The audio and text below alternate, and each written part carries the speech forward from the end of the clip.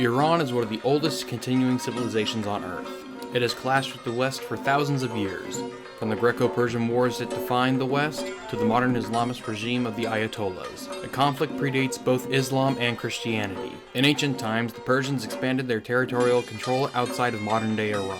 At its height, it controlled all or parts of modern-day Romania, Bulgaria, Greece, Turkey, Georgia, Armenia, Azerbaijan, Israel, the West Bank, Gaza, Egypt, Jordan, Saudi Arabia, Oman, Iraq, Pakistan, and Afghanistan. Muslims out of the Arabian Peninsula conquered Persia and converted most of the local Zoroastrian population to Islam. However, it wouldn't be until the 16th century when Shah Ismail I would conquer Persia, Azerbaijan, and Iraq, and force Sunni Muslims to convert to 12 or Shia Islam in order to differentiate themselves from the Sunni Ottoman Turks. The modern nation of Iran would be founded in 1925 when Reza Shah founded the Pahlavi dynasty. Having friendly relations with Nazi Germany, in 1935 Reza Shah officially changed the name of his country from Persia to Iran, which means land of the Aryans. To ensure access to Iranian oil for the Allies, Reza Shah was overthrown by a joint Anglo-Soviet invasion during World War II. His son, Mohammad Reza Shah, would succeed him and would remain ruler in Iran until 1979. During World War II, the Soviets aided the Communist Tudeh Party of Iran. Iranian communists set up paramilitary groups that had security in the Soviet-occupied north. When Mohammad Mossadegh became prime minister of Iran, he campaigned to nationalize the oil industry.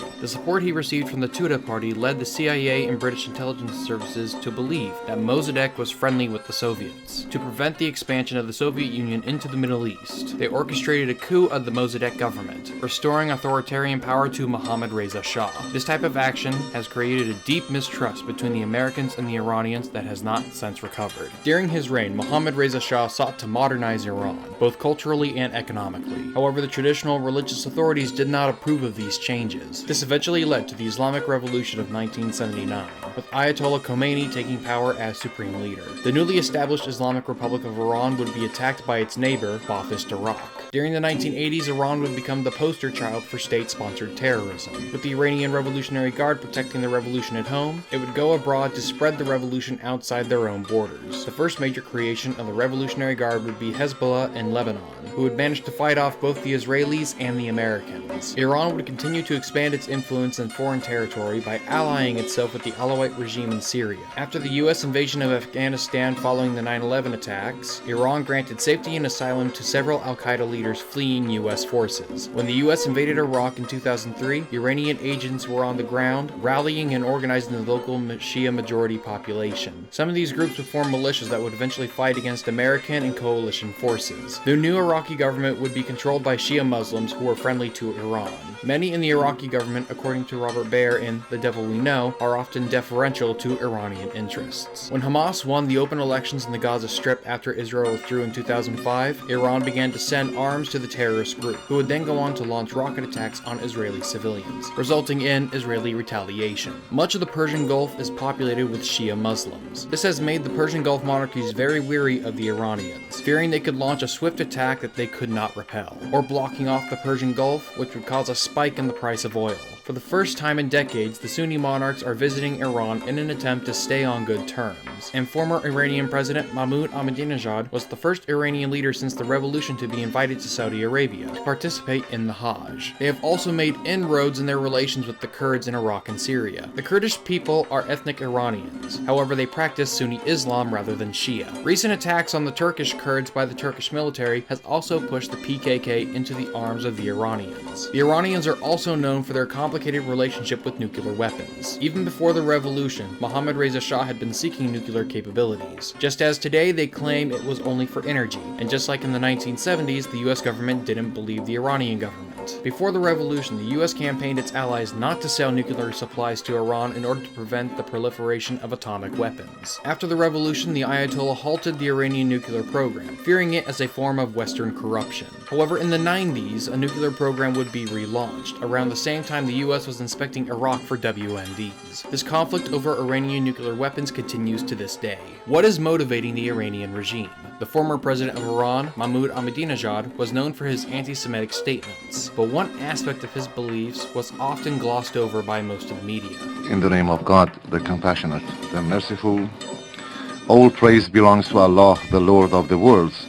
and may peace and blessings be upon the greatest and trustworthy Prophet and his pure progeny, his chosen companions, and upon all divine messengers.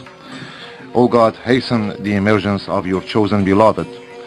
Grant him good health and victory. Make us his best companions and all those who attest to his rightfulness. These beliefs fall within the idea of Mahdism, the Islamic version of the Messiah. To understand the importance of this, one must know the roots of Shia Islam. The first schism within Islam occurred after the death of the Prophet Muhammad. The community of Muslims was uncertain of who should succeed the Prophet as leader of the faithful. This came down to those who supported Muhammad's advisor and father-in-law, Abu Bakr, and those who supported Muhammad's cousin and son-in-law, Ali. Those that supported Abu Bakr became known as the Sunni, which means the people of tradition and consensus. Those that supported Ali became known as the Shia, which means followers, faction, or party of Ali. Ali, not wanting to cause a split in the community, allowed Abu Bakr to become the first successor of Muhammad. 2 more caliphs would be selected before Ali would be chosen. Ali would be referred to as the last of the rightly guided caliphs. Sunni Muslims recognize the legitimacy of all 4 rightly guided caliphs, but Shia Muslims believe that only Ali was legitimate. The Sunni believe that the community of Muslims with religious guidance could select the leader of the Ummah. The Shia believe that only Allah could choose the successor to Muhammad, and so they believe that Muhammad's bloodline through his daughter Fatima and Ali